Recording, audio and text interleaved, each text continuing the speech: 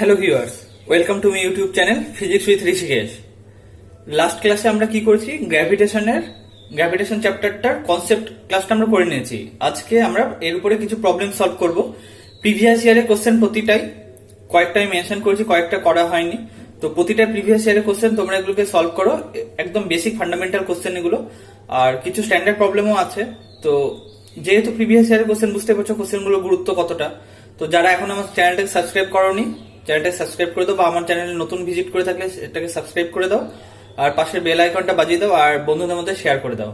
ঠিক আছে, চলো আজকের ক্লাস আমরা স্টার্ট করি। দেখো ফার্স্ট কোশ্চেন কি বলছে, a body weighs 200 newton on the surface of the earth, how much will it weigh half way down to the centre of the earth. দেখো নিট 2019 সালে এসেছে, মানে আগের বছরের নিটে এসেছে। এরকম ইজি কোশ্চেনই পরীক্ষাতে তোমরা পাবে, জাস্ট কনসেপ্টটা জানতে হবে, ফর্মুলাগুলো মনে রাখতে হবে। ঠিক আছে, চারটে অপশন দিয়ে দিয়েছে। দেখো ওয়ে হাফ ওয়ে ডাউন মানে কি, পৃথিবীর যা রেডিয়াস তার হাফ রেডিয়াস নিচে ডেপথে। তাহলে এবার ডেপথের সঙ্গে জি এর ভ্যালু, অ্যাক্সেলারেশন ডিউ টু গ্র্যাভিটির ভ্যালু কি করে চেঞ্জ হয়? জি প্রাইম আমরা জানি g into 1 minus d by r. এই ফর্মুলাটা না জানলে তোমরা অঙ্কটা করতে পারবে না। তাহলে কি, কনসেপ্টও জানতে হবে, ফর্মুলাটাও জানতে হবে। তাহলে ডি এর ভ্যালু কত বলে দিয়েছে, d equal to r by two. এবার d equal to r by two করে দেখো, এটা তাহলে হাফ চলে আসছে। তাহলে g prime equal to g into half. এবার আমি কি করলাম, বোথ সাইডে এম দিয়ে গুণ করে দিলাম। ওয়েট বলেছে মানে কি, এম ইন্টু জি, বোথ সাইডে এম দিয়ে গুণ করলে তাহলে এটা কি হবে, W prime equal to W into half. প্রথমে ওয়েট কত ছিল, 200 নিউটন, ডিভাইডেড বাই 2, মানে অ্যান্সার হবে 100 নিউটন, অপশন ডি। দেখো question number 2, assuming the earth to have a constant density, point out which of the following curves show the variation of acceleration due to gravity from the center of earth to the points far away from the surface of earth। ঠিক আছে, এবার দেখো একটু আগে আমরা দেখেছি যে acceleration due to gravity আমার হাইটের সঙ্গে আর ডেপথের সঙ্গে কি করে ভ্যারি করে। প্রথমে আমরা যদি ডেপথের সঙ্গে দেখি, কারণ দেখো আর এর এই পাশটা হচ্ছে আমার ডেপথের সঙ্গে, এই পাশটা হচ্ছে আমার আর বাড়ছে, মানে হচ্ছে পৃথিবীর সারফেসের উপরে। ঠিক আছে, আর এর এই পার্টটা হচ্ছে আমার পৃথিবীর সারফেসের নিচে, এই পার্টটা উপরে, এই পার্টটা আমার সারফেসের নিচে, এটা আর এই পার্টটা আমার সারফেসের নিচে, এই পার্টটা হচ্ছে আমার সারফেসের উপরে। এইভাবে চারটে আমার ডায়াগ্রাম দেখানো হয়েছে। এবার আমাকে বলতে হবে কোনটা সঠিক। দেখো acceleration due to gravity at a depth d আমরা কি জানি, g prime equal to 4/3 pi g rho r minus d. বাকিগুলো যদি আমার কনস্ট্যান্ট হয় আর ডিটা যদি আমার খুবই ছোট হয়, ঠিক আছে, তাহলে ডিটাকে আমরা নেগলেক্ট করতে পারি। ডি যদি আমার খুব কম হয় তাহলে জি প্রাইম প্রপোর্শনাল টু আর হয়। জি প্রাইম প্রপোর্শনাল টু আর মানে আর বাড়লে জি প্রাইম বাড়বে। এটা একটা কেস গেল। দ্বিতীয় কেস মানে হচ্ছে অ্যাট এ হাইটে কি হয়, g prime equal to g into r plus এইটা হয়। ঠিক আছে, এটা আমরা জানি।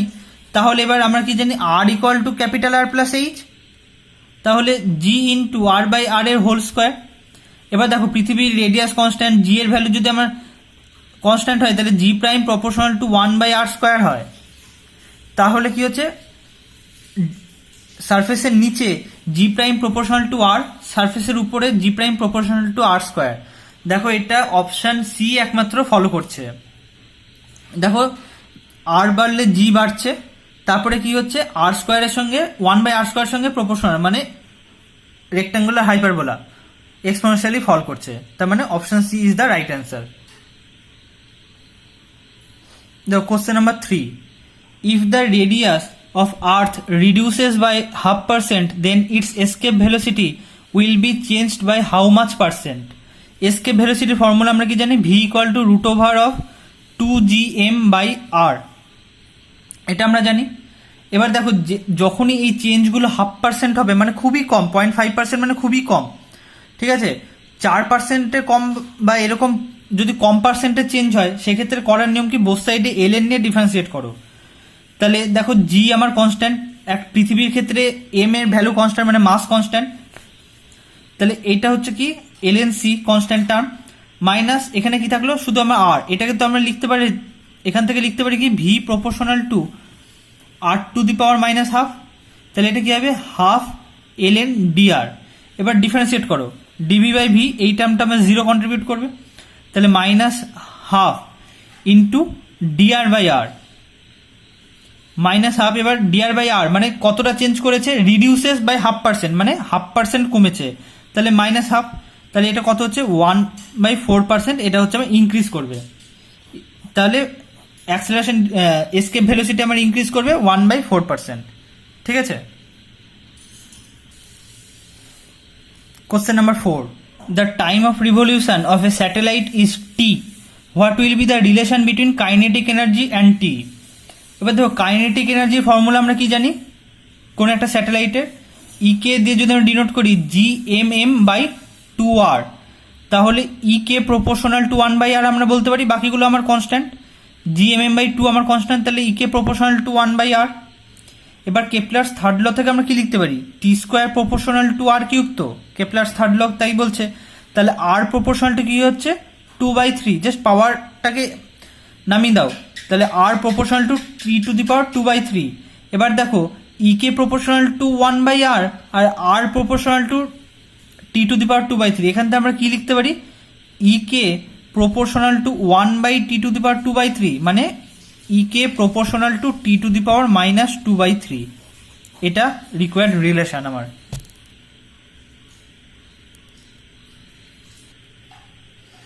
দেখো কোশ্চেন নাম্বার 5 কি বলছে, if the distance between the earth and the sun becomes half its present value, the number of days in a year would have been. তাহলে এক বছরে কটার দিন হবে, অপশান দিয়ে দিয়েছে 4টে। এবার দেখো কেপলার্স থার্ড ল থেকে আমরা জানি t square proportional to r cube. আমি আগেই বলেছি কেপলার্স থার্ড ল থেকে ম্যাক্সিমাম ম্যাথমেটিক্যাল প্রবলেম আমার কম্পিটিটিভ এক্সামগুলোতে আসে, অনেক কোশ্চেন আসে এখান থেকে কেপলার্স থার্ড ল থেকে। তাহলে T1/T2 আগে আর পরে আমি ধরে নিলাম time period T1 and T2 এর স্কোয়ার ইকুয়াল টু R1/R2 তার হোল কিউব। এবার দেখো R2 কত বলেছে, R2 বলেছে R1/2।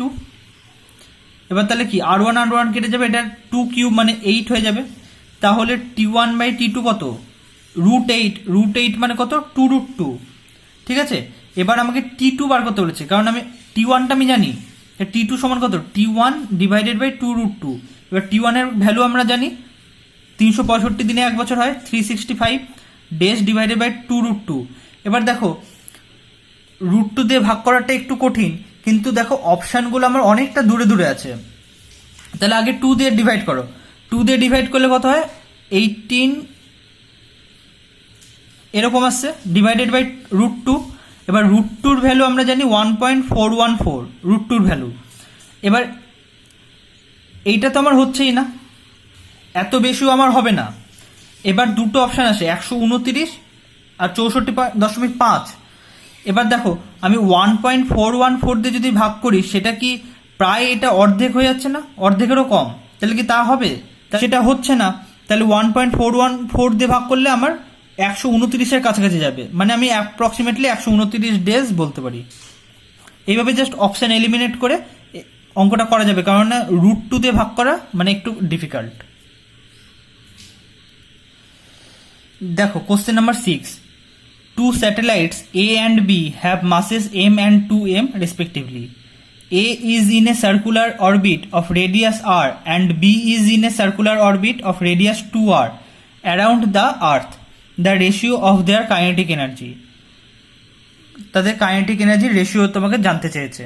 কি করে করব, অঙ্কটা করার আগে বন্ধুদের মধ্যে শেয়ার করে দাও, সাবস্ক্রাইব করে দাও, কারণ সুন্দর সুন্দর সলিউশন পেতে চ্যানেলটাকে সাবস্ক্রাইব করতেই হবে। চলো, অরবিটাল ভেলোসিটির আমরা ফর্মুলা কি জানি, v = √gm/r, তাই তো। এবার দেখো কাইনেটিক এনার্জি রেশিও বার করতে বলেছে। ইএ দিয়ে আমি যদি এ স্যাটেলাইটের কাইনেটিক এনার্জি আর ইবি দিয়ে বি স্যাটেলাইটের কাইনেটিক এনার্জি বার করি, ডিনোট করি, তাহলে ইএ/ইবি কত হবে, হাফ, প্রথমটার মাস বলে দিয়েছে m, into V square, half m V square, তাহলে ভি স্কোয়ার করলে কত হয় gm/r। ঠিক আছে, ডিভাইডেড বাই ইবি এর ক্ষেত্রে হাফ, কিন্তু এটা মাস তো twice m, into G M by এটা রেডিয়াস আবার 2r, মানে দেখো এই হাফ হাফ কেটে যাবে, এম এম কেটে যাবে, জি এম কেটে যাবে, এই 2 কেটে যাবে, আর আর কেটে যাবে, তাহলে 1, তাহলে এ বাই ইবি কত হচ্ছে 1, মানে option C. Question number 7. Suppose the gravitational force varies inversely as the nth power of distance.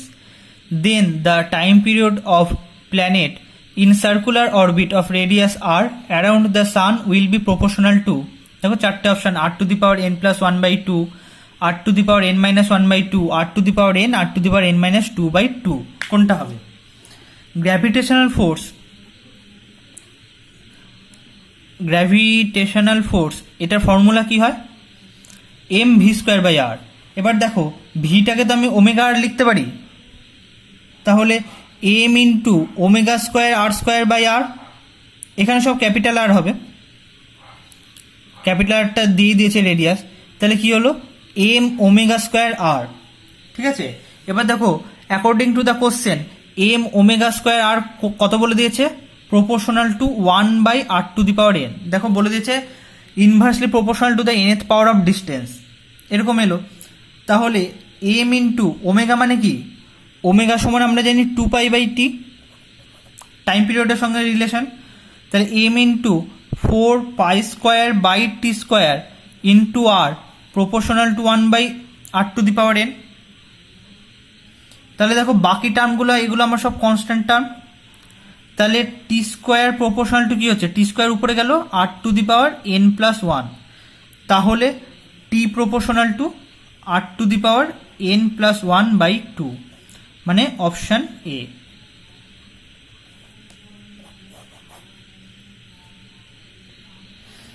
দেখো আজকের last question, question number 8, AI ট্রিপলিতে আসা কোশ্চেন। আজকে আমরা যে কটা কোশ্চেন সলভ করলাম প্রতিটা কোশ্চেনই কোনো না কোনো পরীক্ষাতে এসেছে, সব কটা হয়তো নাম আমি দিতে পারিনি, কিন্তু প্রতিটা কোশ্চেনই পরীক্ষাতে আসা কোশ্চেন। ঠিক আছে, ইম্পর্টেন্ট কোশ্চেন আর ইজি কোশ্চেন। তোমরা কনসেপ্ট ক্লাসগুলো করলে, ফর্মুলাটা জানলে তোমরা অঙ্কগুলো করতে পারবে, কোনো আহামরি কোনো কঠিন অঙ্ক নয় এগুলো।